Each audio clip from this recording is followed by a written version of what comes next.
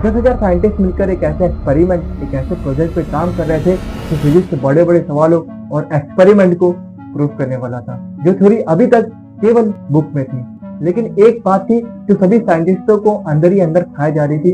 उनका कहना था कि शायद इस एक्सपेरिमेंट से पूरी दुनिया खत्म हो सकती है।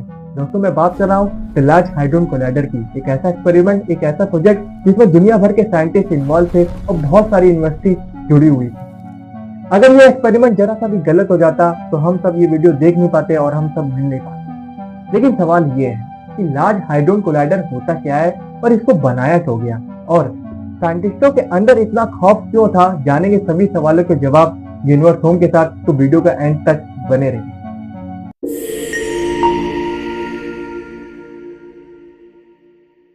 जब फिजिक्स के साइंटिस्टों को बड़े बड़े सवाल परेशान करने लगे, जैसे कि यूनिवर्स इतनी जल्दी फैल कैसे रहा है, ये मैटर एंटी मैटर क्या होता है, और गॉड पार्टिकल सही में एग्जिस्ट करते हैं कि नहीं करते, इन सभी सवालों को जवाब देने के लिए हमें एक ऐसी मशीन चाहिए थी जो पार्टिकल को लाइट की स्पीड से ले जाकर टकरा दे।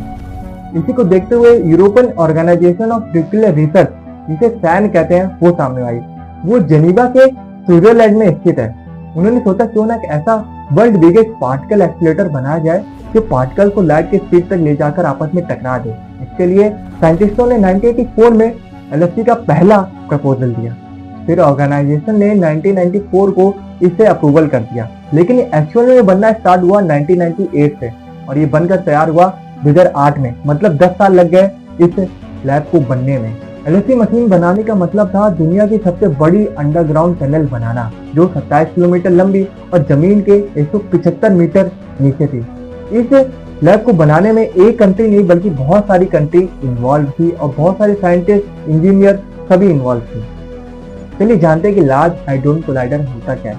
27 किलोमीटर लंबी एक रिंग टाइप की टनल है जो जमीन के नीचे फ्रांस और स्विट्जरलैंड के बॉर्डर पर बनी हुई है। इसको बनाने में सुपर कंडक्टिंग मैग्नेट यूज होते हैं, जिनको बनाने के लिए बहुत सारी हीलियम गैस यूज होती है, जिसका टेम्परेचर -273.3 डिग्री सेल्सियस होता है। इस मैग्नेट का यूज हम पार्टिकल को घुमाने और लाइट की स्पीड तक अप्रोच कराने के लिए करते हैं। लगभग 99.999% तक हम लाइट की स्पीड तक पहुंचाते हैं।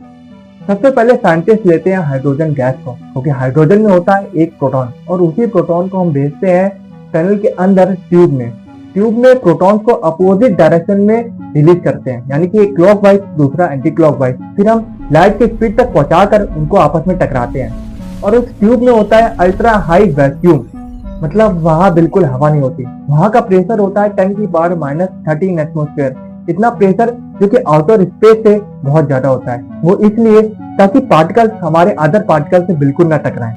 जब पार्टिकल एक दूसरे से टकराते हैं तो आइंस्टाइन की इक्वेशन E=mc² के हिसाब से इतनी एनर्जी रिलीज होती है कि ये टक्कर नहीं, एक मिनी बिग बैंग जैसा सीन क्रिएट हो जाता है। ये वही बिग बैंग है जो यूनिवर्स के स्टार्टिंग में हुआ था, लेकिन इस टक्कर से नए पार्टिकल्स बनते हैं जो यूनिवर्स के बड़े बड़े रहस्यों को सुलझाते हैं। उनको सुलझाने के लिए LHC के अंदर 4 बड़े बड़े नए डिटेक्टर लगाए गए। ये डिटेक्टर किसी हाई स्पीड कैमरे की तरह बिहेव करते हैं। जब दो प्रोटॉन आपस में टकराते हैं तो उनसे निकलने वाले सिग्नल, पार्टिकल्स और एनर्जी को रिकॉर्ड करते हैं। ये डेटा इतना ज्यादा होता है कि जो बहुत सारे सुपर कंप्यूटर एक साथ काम करते हैं। लेकिन हमारा सवाल ये है कि एक्सपेरिमेंट से पहले साइंटिस्टों के अंदर क्या खौफ था। साइंटिस्टों का कहना था अगर ये एक्सपेरिमेंट हुआ तो शायद एक मिनी ब्लैक होल बन सकता है। अगर ये ब्लैक होल पूरी तरह से गायब नहीं हुआ तो ये धीमे धीमे हमारे आसपास के मैटर को खींचना स्टार्ट कर देगा और हमारी अर्थ को निगल लेगा। इसके लिए बहुत सारे साइंटिस्ट कोर्ट तक भी गए थे इसको बंद कराने के लिए। और दूसरा खतरा था, इस एक्सपेरिमेंट से साइंटिस्ट कह रहे थे कि एक स्ट्रेंज पार्टिकल बन सकता है, एक ऐसा पार्टिकल जो अलग ही टाइप के मैटर का होगा, एक ऐसा मैटर जो हमारे नॉर्मल मैटर को धीमे धीमे खत्म करने लगेगा और हमारी अर्थ एक बेजान हो जाएगी। तो उसको ऑर्गेनाइजेशन के बहुत सारे साइंटिस्टों ने एक सिंपल सा जवाब दिया।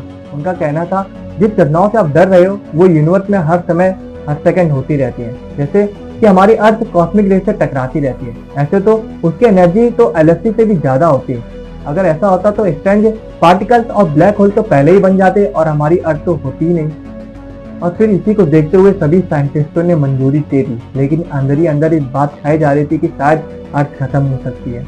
लेकिन दोस्तों 10 सितंबर 2008 को पहली बार लार्ज हाइड्रोजन कोलाइडर को चलाया गया और टक्कर कराई गई, जिससे कुछ नहीं हुआ। हमारी अर्थ अभी भी सेफ है। बल्कि हमें इस एक्सपेरिमेंट से बहुत कुछ मिला। एलएसटी ने 2012 में हिग्स बोसॉन यानी जिन्हें गॉड पार्टिकल्स कहते हैं उनको प्रूव किया। वो बताते हैं कि पार्टिकल्स में मास कैसे आता है और बताया कि यूनिवर्स की स्टार्टिंग कैसे हुई थी। दोस्तों, लार्ज हाइड्रोजन कोलाइडर एक मशीन नहीं थी बल्कि विज्ञान का सबूत देने वाला एक अजूबा था। दोस्तों, आपको ये जानकारी कैसे लगी कमेंट में जरूर बताइएगा और चैनल को सब्सक्राइब कर लीजिए, वीडियो पर जाकर लाइक कर दीजिए और हाँ, मिलते हैं नेक्स्ट वीडियो में। जब तक के लिए जय हिंद।